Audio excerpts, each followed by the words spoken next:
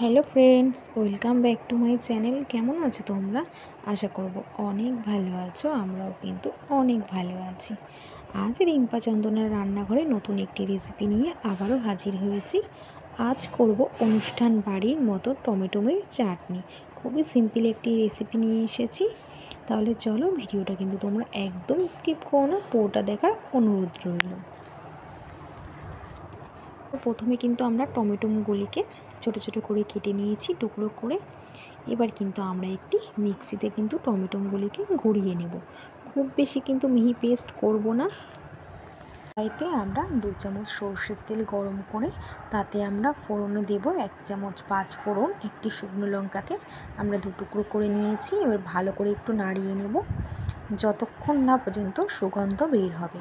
কিন্তু আমরা কেটে রাখা টমেটোকে আমরা ফোড়নে দিয়ে নাড়াতে থাকব। তো আমরা পেস্ট করে রাখা টমেটোকে কিন্তু ফোড়নের মধ্যে দিয়ে এবার খুব ভালো করে কিন্তু আমরা একটু নাড়িয়ে নেব। ততক্ষণই নাড়াতে থাকবো যতক্ষণ না পর্যন্ত টমেটো থেকে কাঁচা গন্ধটা না যায়। তো দেখো, আমরা কিন্তু খুব ভালো করে কিন্তু টমেটোটাকে নাড়ছি।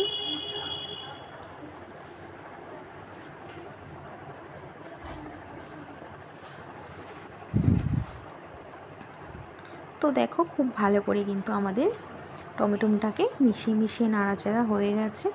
এইভাবেই কিন্তু আমরা বেশ অনেকক্ষণই নাড়াচাড়াটা করে নিয়েছি।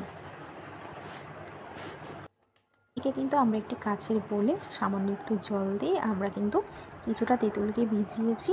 এবার কিন্তু সুন্দর একটি আমরা পাল তৈরি করে নেব তেঁতুলটাকে গুলে। তো এদিকে আমরা টমেটোটাকে কিন্তু আবার একটু মিশিয়ে মিশিয়ে নাড়াচাড়া করে নিয়েছি।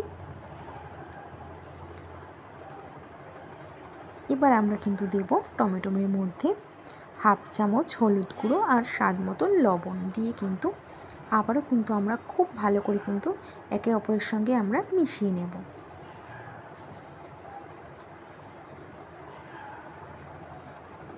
তো দেখো, খুব ভালো করে কিন্তু মিশিয়ে নেওয়া হয়ে গেছে।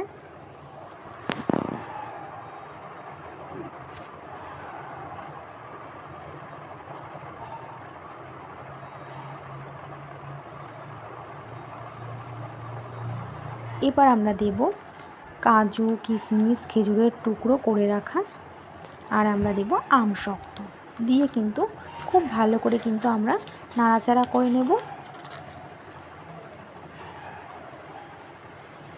খুব ভালো করে কিন্তু আমরা মিশিয়ে মিশিয়ে নাড়াচাড়া করছি।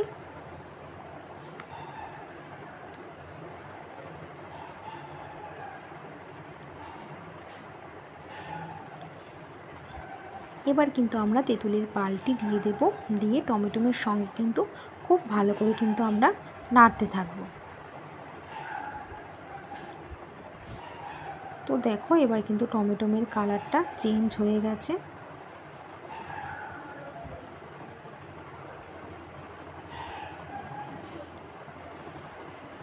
এবার দেব পরিমাণ মতন চিনি দিয়ে কিন্তু খুব ভালো করে কিন্তু আমরা নাড়িয়ে নেব। এবার কিন্তু আমরা একটু ভালো করে নাড়িয়ে চাড়িয়ে নেওয়ার পর কালারটাও কিন্তু বেশ চেঞ্জ হয়ে গেছে। এবার খুব ভালো করে নাড়াচাড়া করে নেওয়ার পর কিন্তু আমরা কিন্তু এবার নামিয়ে ফেলবো। দেখুন, আমাদের কিন্তু তৈরি হয়ে গেছে টমেটোর চাটনি, কিন্তু তৈরি হয়ে গেছে, জাস্ট জমে যাবে এইভাবে টমেটোর চাটনি বানালে। তো ফ্রেন্ডস, কেমন হয়েছে আজকে আমাদের এই টমেটোর চাটনির রেসিপিটা? যদি ভালো লেগে থাকে অবশ্যই একটি কমেন্ট করে জানিও।